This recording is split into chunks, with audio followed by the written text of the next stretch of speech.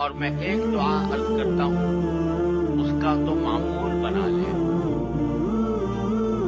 چلتے پھرتے اٹھتے بیٹھتے اور خاص طور سے شب قدر کے اندر یہ اللہ تبارک و تعالیٰ کا قرب حاصل کرنے کے لیے، اللہ تعالیٰ کے ساتھ تعلق مضبوط کرنے کے لیے یہ بڑی عظیم دعا ہے۔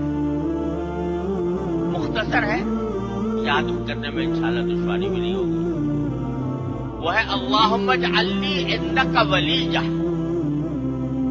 اللہم اجعل لی عندک ولیجہ واجعل لی عندک زلفیٰ وحسن مآب۔ عجیب دعا ہے یہ، رسول کریم صلی اللہ علیہ وسلم نے سکھائی کہ تم اللہ تعالیٰ سے یہ مانگا کرو کہ اللہ مجھے اپنا ولیجہ بنا لیجیے۔ ولیجہ کس کو کہتے ہیں؟ ولیجہ اس شخص کو